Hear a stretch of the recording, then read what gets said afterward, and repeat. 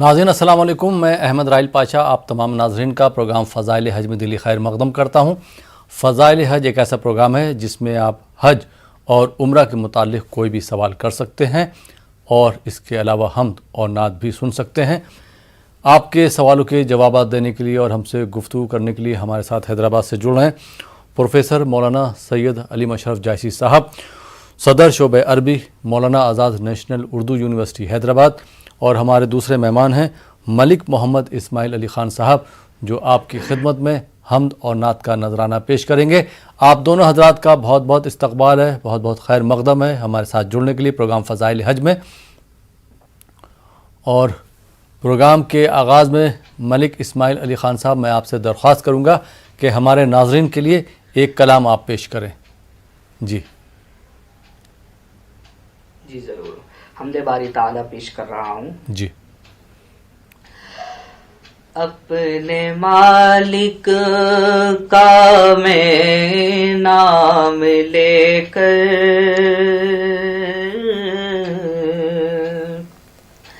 بزم کی ابتدا کر رہا ہوں، اپنے مالک کا میں نام لے کر بزم کی ابتدا کر رہا ہوں۔ یا خدا آبرو رکھ میری تو، تیری حمد و ثنا کر رہا ہوں۔ یا خدا آبرو رکھ میری تو، تیری حمد و ثنا کر رہا ہوں۔ تو جو چاہے تو بن جائے قسمت، میرے سجدوں کی کیا ہے حقیقت۔ تو جو چاہے تو بن جائے قسمت، میرے سجدوں کی کیا ہے حقیقت۔ تیری چوکھٹ پہ سر کو جھکا کر فرض اپنا میں ادا کر رہا ہوں۔ اپنے مالک کا میں نام لے کر بزم کی ابتدا کر رہا ہوں۔ میں نے دنیا کا دیکھا نظارہ، المدد کہہ کے میں نے پکارا۔ میں نے دنیا کا دیکھا نظارہ، المدد کہہ کے میں نے پکارا۔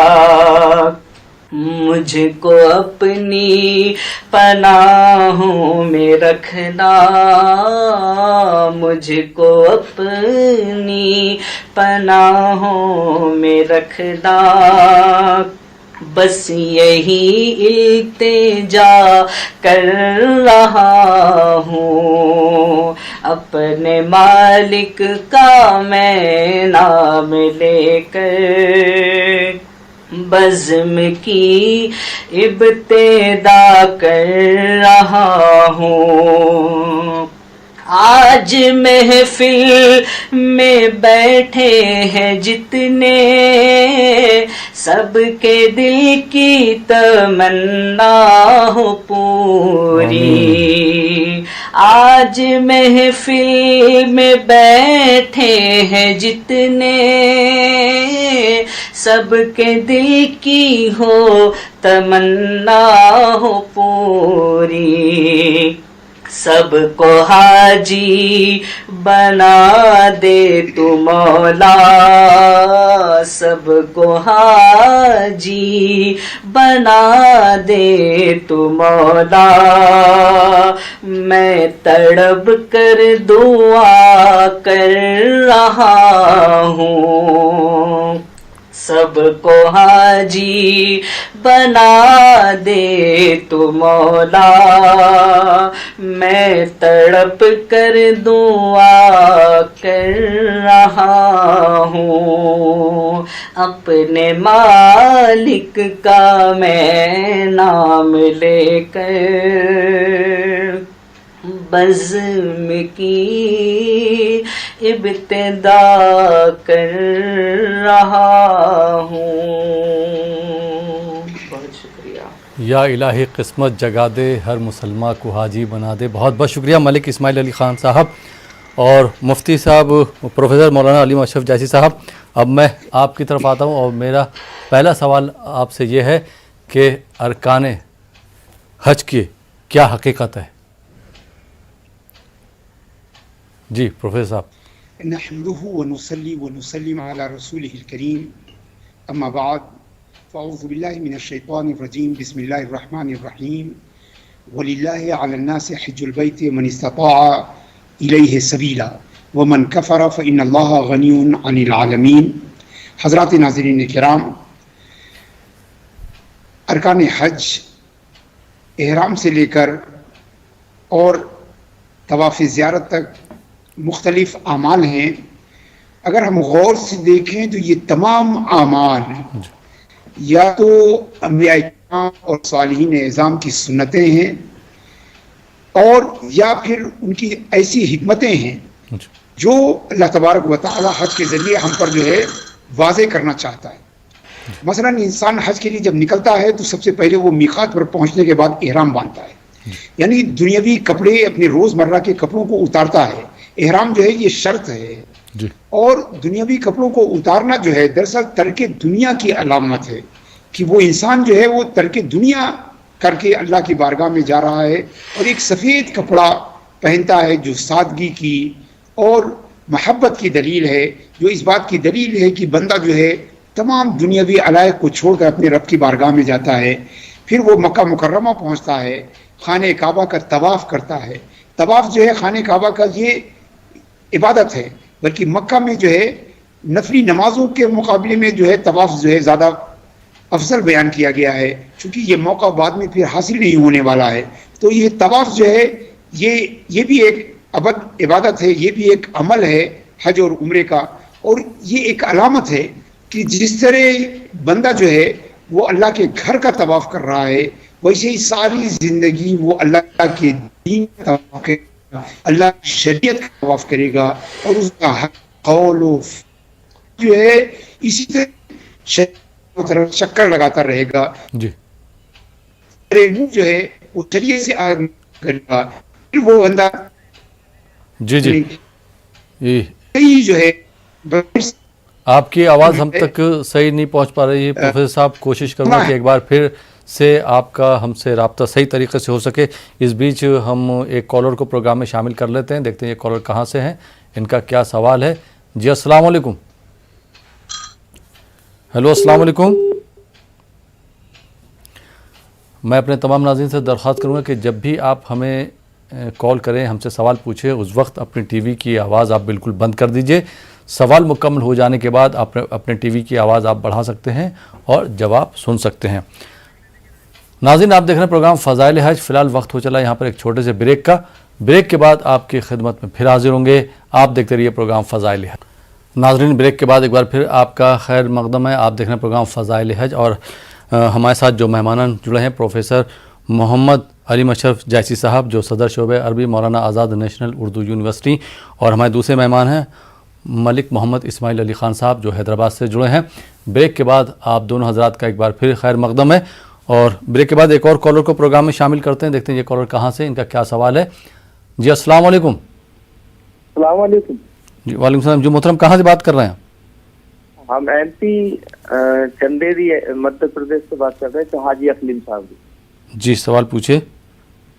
سوال یہ ہے میرا، میں نے حج کر لیا ہے، جی میں اپنی اہلیہ کو حج کروانا چاہتا ہوں، ان کے ساتھ میرا حج ہو سکتا ہے کیا؟ دوسرا، آپ نے حج کر لیا، آپ اپنی اہلیہ کو حج کروانا چاہتے ہیں، جی اکیلے بھیجنا چاہتے ہیں آپ، ان کے ساتھ نہیں جانا نہیں چاہتے؟ نہیں، میں ان کے ساتھ جانا چاہتا ہوں نا۔ جی تو آپ دوسرا کی حج کرنا چاہتے ہیں نا؟ جی جی جی ٹھیک ہے، بہت بہت شکریہ کال کرنے کے لیے۔ جی پروفیسر صاحب جواب کیا دینا چاہیں گے؟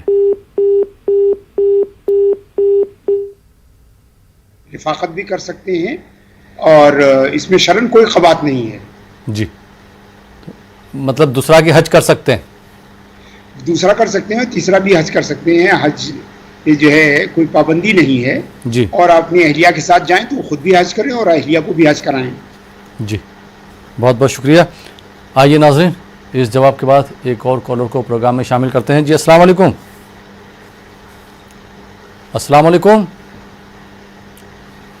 غالباً کال ڈراپ ہو گیا۔ جی پروفیسر صاحب ایک سوال یہ کرنا چاہوں کہ حج کے دینی اور دنیاوی کیا معنی، اس کے فوائد کیا کیا جناب حج جو ہے، حج کے بارے میں خود اللہ تبارک و تعالیٰ فرماتا ہے کہ لوگ حج کرنے کے لیے آئیں جی تاکہ وہ اپنے جو نفع ہیں، اپنے فائدے ہیں، ان کا مشاہدہ کریں۔ جی اور حج میں بے شمار فوائد ہیں۔ پہلا فائدہ جو دینی فائدہ ہے وہ یہ ہے کہ حج جو ہے ہمارے اندر اخلاص پیدا کرتا ہے، حج ہمارے اندر مشقت اٹھانے کی قوت پیدا کرتا ہے، صبر ہمارے اندر پیدا کرتا ہے، اللہ تبارک و تعالیٰ کے لیے جو ہے وہ اخلاص پیدا کرتا ہے۔ دنیاوی فوائد یہ ہیں کہ ہمیں مختلف اقوام اور ملل کے لوگوں سے ملاقات کرنے کا موقع ملتا ہے، ہمیں ان کے افکار اور نظریات کو جاننے کا موقع ملتا ہے، ہمیں اللہ تبارک و تعالیٰ کی تخلیق کی نیرنگی کے بارے میں جو ہے اطلاع ملتی ہے، اور ہمیں اللہ کی نشانیوں کی زیارت، چاہے وہ صفا و مروہ ہو، چاہے مقام ابراہیم ہو، آب زمزم ہو، یہ جمرات ہو، منا ہو، مزدلفہ ہو، یہ سب اللہ کی نشانیاں ہیں۔ اللہ فرماتا ہے فیہ آیات بینات، اس میں روشن نشانیاں ہیں، روشن آیات ہیں، ان کی ہمیں زیارت ہوتی ہے۔ تو گویا ہمیں دنیاوی اور دینی ہر قسم کے فوائد جو ہے حج میں حاصل ہوتے ہیں۔ جی بہت بہت شکریہ پروفیسر مولانا علیم اشرف جیسی صاحب۔ آئیے ناظرین ایک اور کالر کو پروگرام میں شامل کرتے ہیں۔ جی السلام علیکم۔ وعلیکم السلام۔ جی محترمہ کہاں سے بات کر رہی ہیں آپ؟ کرناٹک سے۔ یہ مرحوم کے نام سے حج بدل کرتی ہیں، جی وہ کرے تو قربانی کس کے نام سے کرنا؟ ٹھیک کرتی نہ حج ان کے نام سے کی، نہیں تو مرحوم کے نام سے کی، ٹھیک۔ اور کوئی سوال آپ کا؟ نعت کے۔ ٹھیک ہے، بہت بہت شکریہ۔ جی پروفیسر صاحب کیا جواب دینا چاہیں گے؟ نہیں، بلا شبہ حج جو ہے وہ کسی بھی مرحوم کی طرف سے جو ہے حج کیا جا سکتا ہے، خواہ انہوں نے وصیت کی ہو یا وصیت نہ کی ہو، دونوں شکل میں کیا جا سکتا ہے۔ اور یاد رکھیے کہ حج میں جو قربانی ہوتی ہے وہ ہماری بقرعید کی قربانی سے الگ ہے، کیونکہ حج میں جو لوگ ہوتے ہیں، مینا میں جو لوگ ہوتے ہیں، وہ سب مسافر ہوتے ہیں، اور مسافر پہ جو ہے عام قربانی جو ہے یہ فرض نہیں ہے۔ حج میں جو ہم قربانی دیتے ہیں وہ حج کا شکرانہ ہے۔ خیال رکھیں، میں تمام ناظرین سے ان کی توجہ چاہتا ہوں کہ حج میں جو ہم قربانی دیتے ہیں وہ حج کا شکرانہ ہے۔ اللہ رب العزت نے ہمیں اپنا گھر دکھایا، ان ارکان کی ادائیگی کی ہمیں قوت دی اور ہمیں سرفرازی عطا فرمائی، اس کے لیے ہم شکرانے کے طور پر کرتے ہیں۔ تو جس کے نام سے جو ہے وہ حج کیا جائے گا، اسی کی طرف سے یہ شکرانے کے طور پر حج کی قربانی بھی کی جائے گی۔ جی بہت بہت شکریہ پروفیسر صاحب۔ اور ملک اسماعیل علی خان صاحب نعت کی بھی فرمائش آئی، تو میں آپ سے درخواست کروں گا کہ نعت کے چند اشعار آپ ہمارے ناظرین کے لیے پیش کریں۔ جی جی بہت ہی پیارا کلام میں پیش کرنے جا رہا ہوں، جی سماعت فرمائیں۔ کھلا ہے سبھی کے لیے باب رحمت، کھلا ہے سبھی کے لیے باب رحمت، وہاں کوئی رتبے میں ادنا نالی، مرادوں سے دامن نہیں کوئی خالی، مرادوں سے دامن نہیں کوئی خالی، قطاریں لگائے کھڑے ہیں سوالی۔ میں پہلے جب مدینے گیا تھا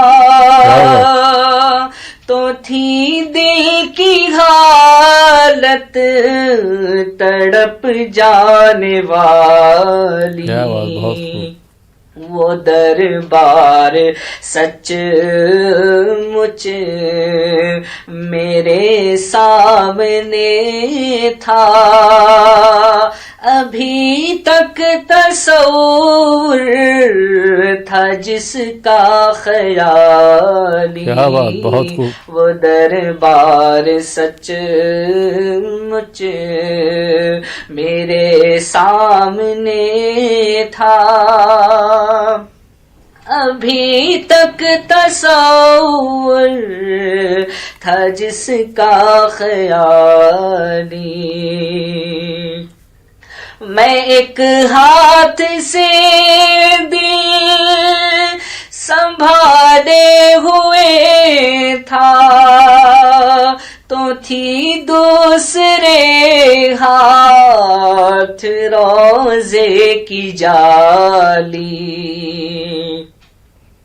دعا کے لیے ہاتھ اٹھتے تو کیسے، نہ یہ ہاتھ خالی نہ وہ ہاتھ خالی، دعا کے لیے ہاتھ اٹھتے تو کیسے، نہ یہ ہاتھ خالی نہ وہ ہاتھ خالی۔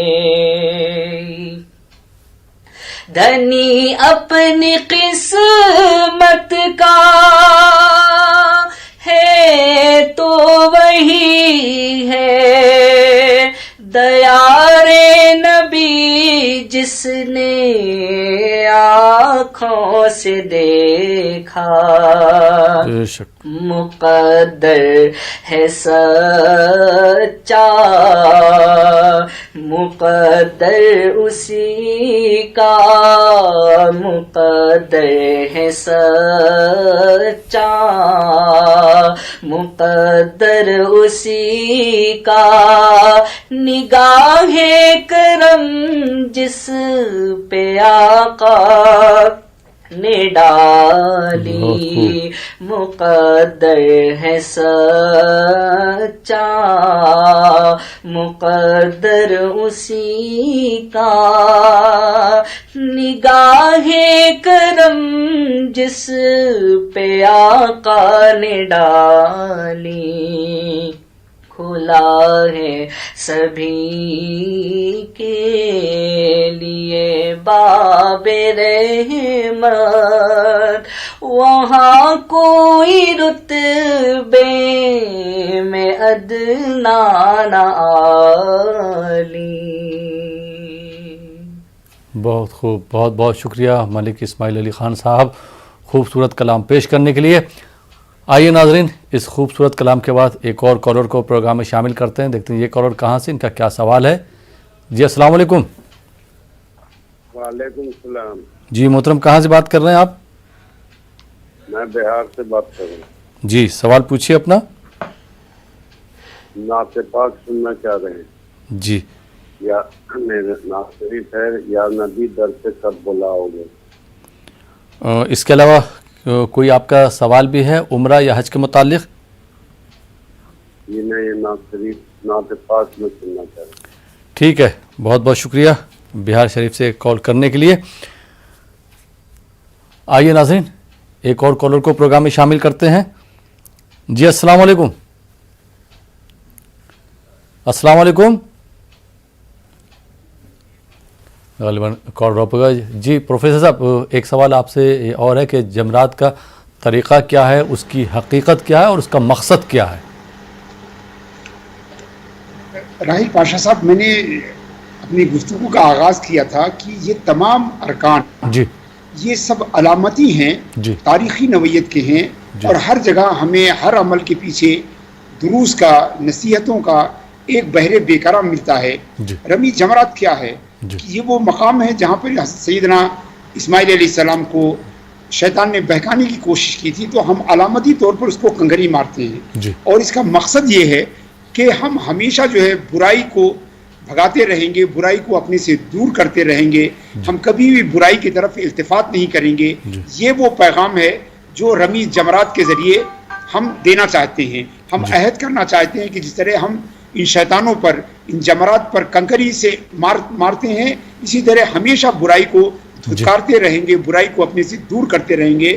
طریقہ کار یہ ہے کہ جب 9 تاریخ کو عرفہ میں قیام اور اس کی رات مزدلفہ میں گزارنے کے بعد 10 تاریخ کی صبح کو جب حجاج کرام جو ہے وہ مزدلفہ سے واپس آتے ہیں، تو سب سے پہلے جمرہ عقبہ پر جو ہے 10 تاریخ کو جو ہے وہ کنکریاں مارتے ہیں۔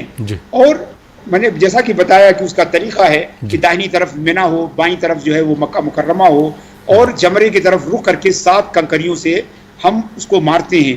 اور یہ علامتی عمل اس بات پر دلالت کرتا ہے کہ ہم ہمیشہ شیطان کو جو ہے اپنے سے دور رکھیں گے، شیطان کی سازشوں سے اپنے کو الگ رکھیں گے، اور شیطانی راستے اور شیطانی طریقے سے اپنے آپ کی حفاظت کریں گے، اور ہمیشہ شیطان کو جو ہے دھتکاریں گے اور اس سے اپنے آپ سے دور کریں گے۔ جی بہت بہت شکریہ پروفیسر مولانا علیم اشرف جاسی صاحب۔ ایک سوال اور بھی ہے کہ جیسے آپ نے فرمایا جمرہ عقبہ، تو جمرہ عقبہ کیا ہے وہ بھی آپ ہمارے ناظرین کو بتا دیجئے۔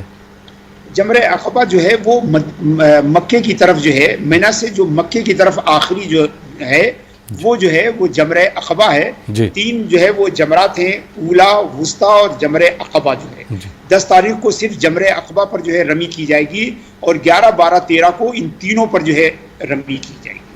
اس میں وہ کنکریاں کی تعداد بھی آپ ہمارے ناظرین کو بتا دیجیے تاکہ وہ پکچر کنکریوں کی تعداد یہ ہے کہ وہ 7 کنکری جو ہے ہر جو ہے جمرے پر جو ہے 7 جو ہے کنکری جو ہے وہ ماری جائے گی، اور کم از کم 4 سے کم نہ ہو۔ اگر 4 سے کم ماری کسی نے تو دم واجب آئے گا، اور اگر 4 مار دی ہے اور 3 چھوڑ دی ہے تو 3 صدقے دینے پڑیں گے، چونکہ یہ واجب ہے اور اسے پورا کرنا ہے۔ لہذا جس نے 4 کنکریاں مار لیں اسے دم تو نہیں دینا پڑے گا، مگر اسے 3 کنکریوں کی جگہ پر صدقہ دینا پڑے گا۔ بہتر یہ ہے کہ ان کنکریوں کو ہم اپنے ساتھ رکھیں اور جمرہ عقبہ پر 7 کنکریاں ماریں، اور باقی تینوں دن جو ہے تینوں جو ہے جمرات پر جو ہے وہ 7 کنکریاں ماریں۔ جی بہت اور یاد رکھیے کہ کنکری مارنے کے لیے ضروری ہے کہ ہم ہاتھ کو بلند کریں، یہاں تک کہ ہمارے بغل کی سفیدی جو ہے وہ نظر آنی چاہیے، اور آہستہ آہستہ ماریں۔ وہاں لوگ ایسا سمجھتے ہیں یہ ایک علامتی عمل ہے، یہ ایک علامتی عمل ہے، وہاں ایسا نہ ہو کہ کسی کو زحمت ہو، کسی کو چوٹ آ جائے، اس سے بچنے کی کوشش کرنی چاہیے، اور بڑے وقار اور ادب کے ساتھ یہ کام پورا کرنا چاہیے۔ بہت سارے حجاج کو دیکھا گیا ہے کہ وہ بڑے جوش میں ہوتے ہیں، انہیں یہ بھی اندازہ نہیں رہتا کہ ان کے پھینکے ہوئے کنکر جو ہے جا کہاں رہے ہیں۔ بعض تو اتنی طاقت لگاتے ہیں کہ وہ جمرات کو پار کر کے آگے چلے جاتے ہیں۔ ضروری ہے کہ وہ جمرات کے پاس ہی جا کے 2-3 فٹ کے اندر ہی وہ کنکریاں ہماری گرنی چاہیے۔ جی تو ٹوٹل کنکریاں، کل کنکریاں کتنی ہونا چاہیے وہ بھی بتا دیجئے۔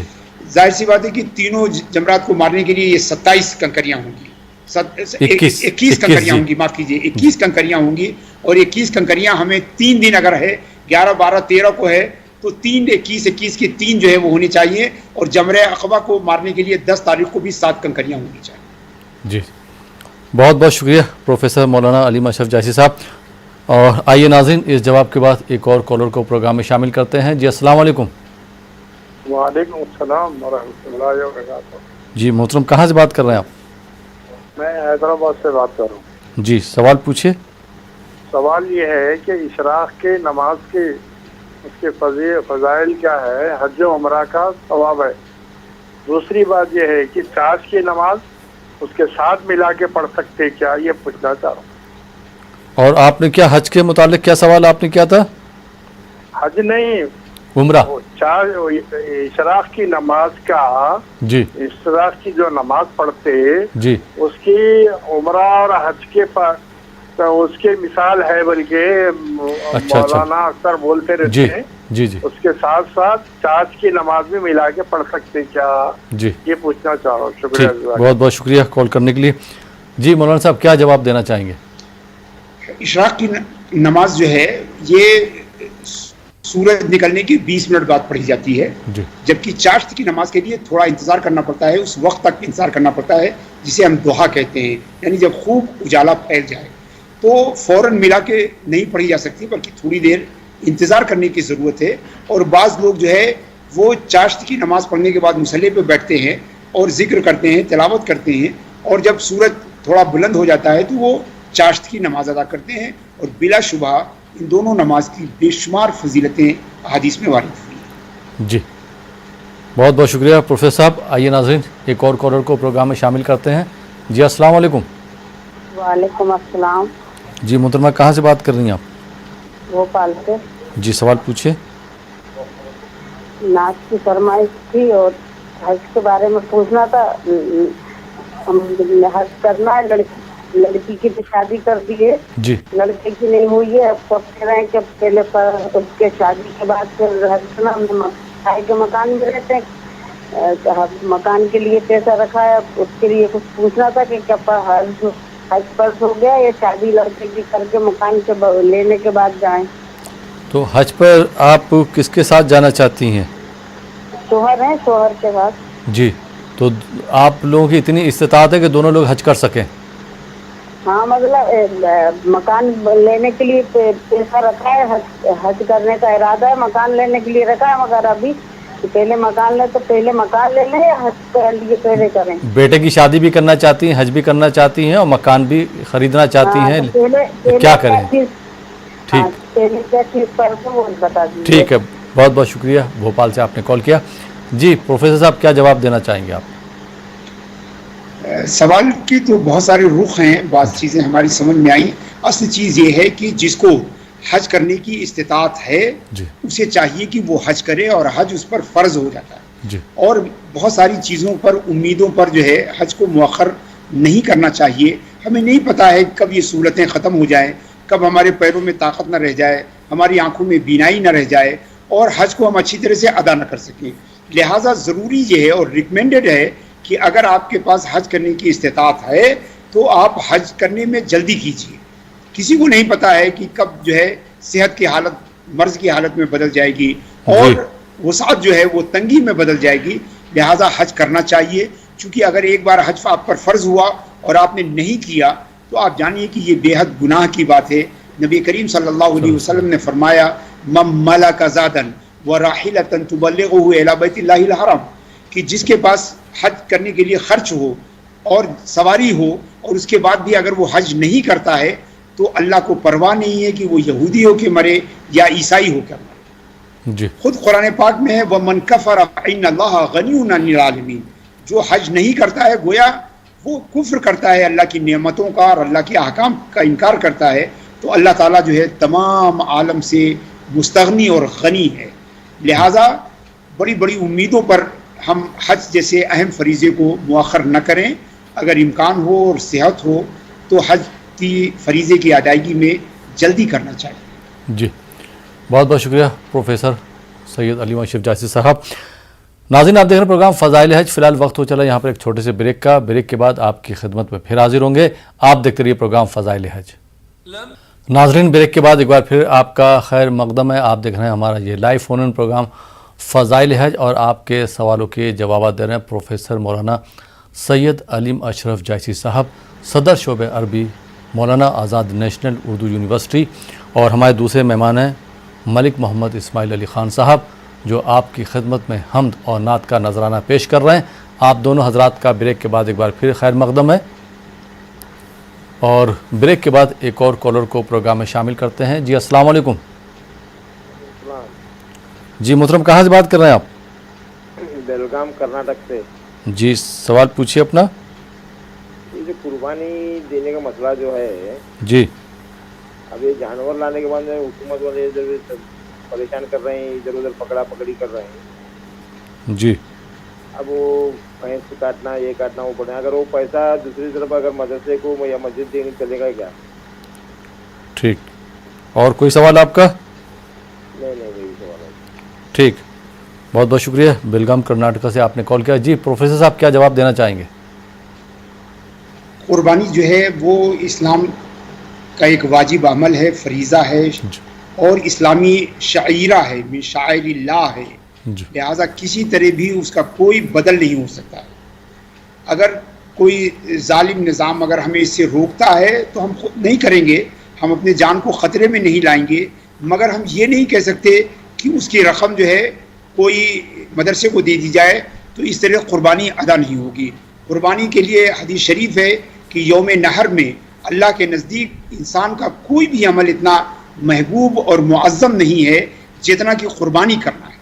लिहाजा कुर्बानी का कोई बदल नहीं हो सकता है। और ऐसा नहीं है कि ये हमारी मजबूरियां हैं, बल्कि जो बाज़ सो कॉल्ड जो है प्रोग्रेसिव लोग हैं वो भी वक्फे से ये आवाज़ उठाते रहते हैं कि खून बहाने के बजाय वो पैसे जो है वो सदका कर दिया जाए, गरीबों की मदद कर दिया जाए। ऐसा हरगिज़ नहीं कबूल करना चाहिए। ये इस्लाम का एक अमल है, एक फरीज़ा है और एक शाइरा है। हम अगर हमारे पास इस्तिताअत होगी, अगर हमें अपनी जान को जोखिम में नहीं डालना पड़ रहा है, किसी किस्म का ख़तरा नहीं मोल लेना पड़ रहा है, तो हम सिर्फ कुर्बानी करेंगे। जी बहुत बहुत शुक्रिया प्रोफेसर साहब। और नाज़रीन, हमारे साथ मलिक मोहम्मद इस्माइल अली ख़ान साहब भी मौजूद हैं और नात की कई एक फरमाइशें भी आ चुकी हैं। तो मलिक इस्माइल अली ख़ान साहब, मैं आपसे दरख्वास्त करूँगा कि हमारे नाज़रीन के लिए नात के चंद अशार पेश करें। जी मलिक इस्माइल अली ख़ान साहब। तैबा के जाने वाले जाकर बड़े अदब से मेरा भी किस्से गम कहना शहे अरब से। तैबा के जाने वाले कहना के खा रहा हूँ मैं ठोकरें जाने वाले। ऐ आज़िमे मदीना जाकर नबी से कहना सोज़े गमे अलम से अब जल रहा है सीना। कहना कि दिल में लाखों अरमां भरे हुए हैं। कहना कि हसरतों के नश्तर चुबे हुए हैं। आरज़ू ये दिल की मैं भी मदीने जाऊं। सुल्ताने दो जहां को सब दाग दिल दिखाऊं। काटू हजार चक्कर तैबा की हर गली के यूं ही गुजार दूं मैं अय्याम जिंदगी के। फूलों पे जाने सारूं कांटों पे दिल को वारूं। जर्रों को दूं सलामी दर की करूं गुलामी।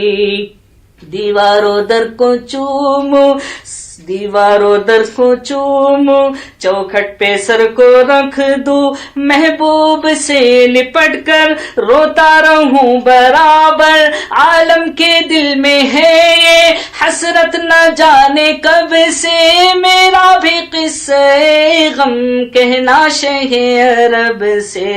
तैबा के जाने वाले जाकर बड़े अदब से मेरा भी किस्से गम कहना शहे अरब से। तैबा के जाने वाले, तैबा के जाने वाले। क्या बात, सुभान अल्लाह। बहुत बहुत शुक्रिया मलिक मोहम्मद इस्माइल अली खान साहब खूबसूरत कलाम पेश करने के लिए। आइए नाज़रीन एक और कॉलर को प्रोग्राम में शामिल करते हैं। जी अस्सलाम वालेकुम। हेलो, अस्सलाम वालेकुम। वालेकुम सलाम जी, कहाँ से बात करी मोहतरमा आप? जी बरेली की बात करेंगे। सरनाज भाई, क्या हाल है? अल्हम्दुलिल्लाह जी। जी मेरा सवाल उम्र के मुताबिक है। जी जी। मुझे तवाफ के वक्त भी काउंटिंग अगर भूल गए जैसे। आवाज़ आपकी क्लियर नहीं आ रही, सवाल दोहराएंगी आप? हेलो जी जी जी जी। पूछना था जैसे वक्त अगर तवाफ के वक्त काउंटिंग अगर भूल जाए कि मैंने 2 राउंड की है या 3 राउंड।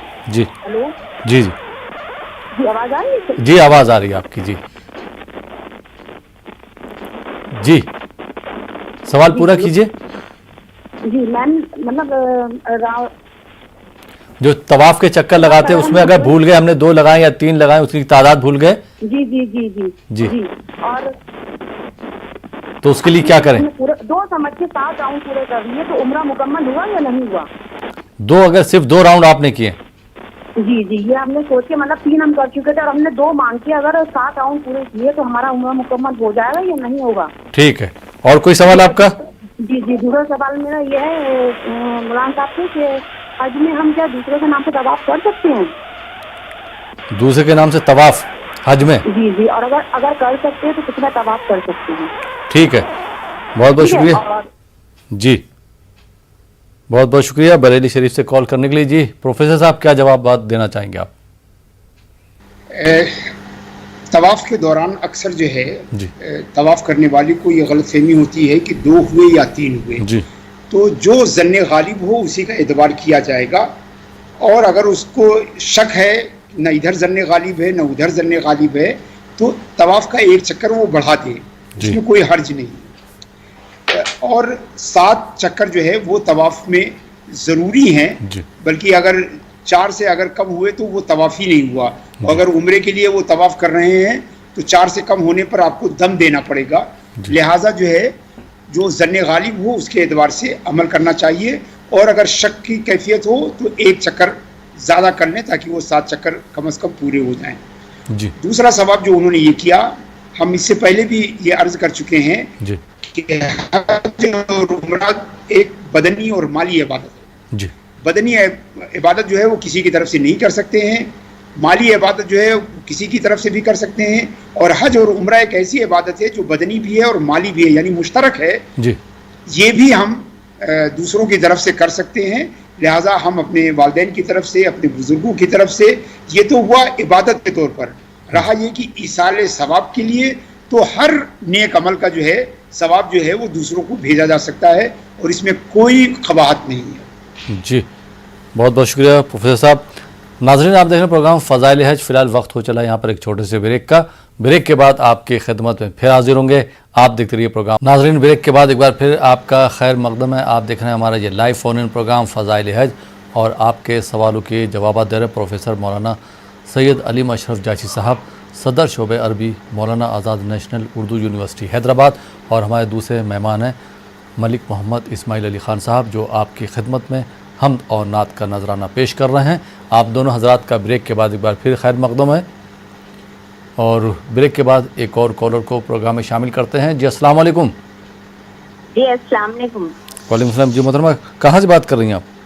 जी हैदराबाद से बात। जी सवाल पूछिए अपना। जी मेरा सवाल ये है कि जिलहज का चांद जब देखा जाता है जी, तब तक 10 जिलहज तक जो बाल और नाखून काटना से मना किया गया है ना, वो किस वजह से? जी अभी ठीक। और एक सवाल है कि हज के खर्च मना किया गया है क्या? जी हज, और अगर हम पर खर्च भी है तब भी हज कबूल होता है या नहीं? दूसरा सवाल आप दोहराएंगी, क्या है दूसरा सवाल? दूसरा, हज के लिए खर्च अच्छा जी जी जी मना किया गया है क्या? जी जी जी।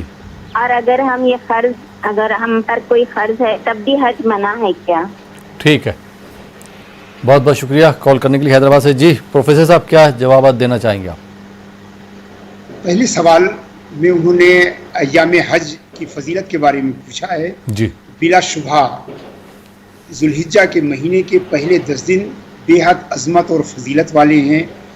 قرآن کریم میں ان 10 دنوں کا ذکر کیا گیا ہے. اللہ فرماتا ہے والفجر ولیال عشر، یعنی اللہ تبارک و تعالیٰ ان دنوں کے قسم یاد فرماتا ہے.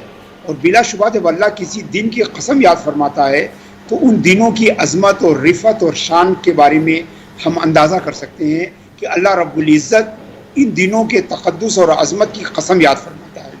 اللہ کے رسول صلی اللہ علیہ وسلم کی حدیث ہے کہ اللہ تعالیٰ کے نزدیک ان 10 دنوں میں کیے جانے والے کاموں کے مقابلے میں کسی دوسرے دن میں کیے جانے والے کام کے مقابلے میں ان 10 دنوں میں کیے جانے والے کام زیادہ جو ہے فضیلت والے ہیں. ظاہر سی بات ہے کہ اس میں یوم النحر ہے، اس میں یوم عرفہ ہے، 9 تاریخ جو ہے جس میں وقوف عرفہ ہوتا ہے، جس میں تمام دنیا کے مسلمان اللہ رب العزت کی بارگاہ میں اپنے دست دعا کو اٹھاتے ہیں. پھر قربانی کا دن ہے جس کے بارے میں اللہ کے رسول صلی اللہ علیہ وسلم نے فرمایا کہ قربانی کے دن اللہ کے نزدیک قربانی سے زیادہ کوئی دوسرا عمل محبوب نہیں ہے. لہٰذا ان تمام دنوں میں عبادت کرنی چاہیے، ان دنوں کو غنیمت جاننا چاہیے، ان میں نیک کاموں میں ان دنوں کا استعمال کرنا چاہیے. اور جہاں تک یہ ہے کہ ناخن وغیرہ نہ کاٹنے کی بات ہے تو جن لوگوں کو قربانی کرنا ہے ان کے لیے مستحب ہے تاکہ وہ اپنی ظاہری شکل میں بھی حجاج کرام کے مشابہ ہو جائیں. تو یہ ایک سملرٹی پیدا کرنے کے لیے ہے کہ ہم حجاج کرام کو یاد کریں، ان کے ارکان کو یاد کریں، ان مقدس مقامات کو یاد کریں، اللہ کی ان نشانیوں کو یاد کریں اور ان کی ہم شکل بننے کی کوشش کریں. ناخن وغیرہ نہ کاٹیں، بال وغیرہ نہ تراشیں، تاکہ ہم اپنے اندر حجاج کرام سے ایک مشابہت کا احساس کریں اور وہاں وہ حج کے شکرانے کی قربانی کریں اور ہم یہاں واجب قربانی کریں. تو یہ تو پہلے سوال کا ان کا جواب ہے. اور محترمہ کا ایک دوسرا سوال تھا کہ قرض لے کر حج کر سکتے کیا؟ اگر آپ قرض لے کے حج کرنے جاتے ہیں اور یہ سمجھتے ہیں کہ آ کے آپ اسے آسانی سے ادا کر سکتے ہیں تو بالکل جانے میں کوئی حرج نہیں ہے کہ آپ جا کے اور واپس آ کے اسے ادا کرنے کے اگر آپ کو یقین ہے اور آپ کو اطمینان ہے کہ آپ واپس آ کے اسے ادا کر سکتے ہیں تو حج کرنے میں کوئی نہیں ہے. اللہ کی بارگاہ کو، اللہ کے گھر کو دیکھنے کا شوق ہر مسلمان کے دل میں ہے. نبی کریم صلی اللہ علیہ وسلم کے روضہ پاک کی زیارت کا شوق ہر مسلمان کے دل میں ہے. تو ہم اپنے بہت سارے کام جو ہے وہ قرض لے کے کرتے ہیں. اگر اس میں بھی جائیں، ہاں البتہ کہ سودی قرض وغیرہ نہیں لینا چاہیے کیونکہ سودی قرض لینا تو ویسے ہی منع ہے، لیکن اگر کوئی قرض حسنہ دیتا ہے تو آپ جا کے حج کر سکتے ہیں. جی بہت بہت شکریہ پروفیسر مولانا علیم اشرف جاچی صاحب. آئیے ناظرین اس جواب کے بعد ایک اور کالر کو پروگرام میں شامل کرتے ہیں. جی السلام علیکم. ہلو السلام علیکم. جی محترمہ کہاں سے بات کر رہی ہیں آپ؟ جی میں بھوپال سے بول رہی ہوں اسما. جی سوال پوچھیے اسما صاحبہ. جی مجھے ایک نعت سننی تھی کعبے کا منظر کعبے کا، تو آپ وہ نعت سنوا دیجیے، ہمیں بہت پسند ہے وہ نعت. ٹھیک. کعبے کا منظر جی پلیز آپ وہ سنوا دیجیے، ہمیں بہت پسند ہے. بہت بہت شکریہ کال کرنے کے لیے. جی ملک اسماعیل علی خان صاحب، کعبے کی رونق، کعبے کا منظر، میں چاہوں گا کہ ہمارے پاس وقت نہیں، دو اشعار آپ سنا دیجیے. جی جی بالکل. کعبے کی رونق، کعبے کا منظر، اللہ اکبر اللہ اکبر، دیکھوں تو دیکھے جاؤں برابر، اللہ اکبر اللہ اکبر، حیرت سے خود کو کبھی دیکھتا ہوں اور دیکھتا ہوں کبھی میں حرم کو لایا کہاں مجھ کو میرا مقدر، اللہ اکبر اللہ اکبر. یاد آ گئی جب اپنی خطائیں اشکوں میں ڈھلنے لگی التجائیں رویا غلاف کعبہ پکڑ کر اللہ اکبر اللہ اکبر کعبے کی رونق کعبے. بہت بہت شکریہ ملک اسماعیل علی خان صاحب خوبصورت کلام پیش کرنے کے لیے، اور پروفیسر مولانا سید علیم اشرف جیسی صاحب آپ کا بھی بہت بہت شکریہ کہ آپ نے پروگرام میں شرکت کری اور ہمارے ناظرین کے سوالوں کے جوابات دیے. آپ دونوں حضرات کا بہت بہت شکریہ. تو ناظرین یہ تھا ہمارا پروگرام فضائل حج. فی الحال یہ پروگرام اب یہیں پہ ختم ہوتا ہے. اسی کے ساتھ اپنے میزبان احمد رائل پاشا کو اجازت دیجیے اور آپ دیکھتے رہیے نیوز 18 اردو.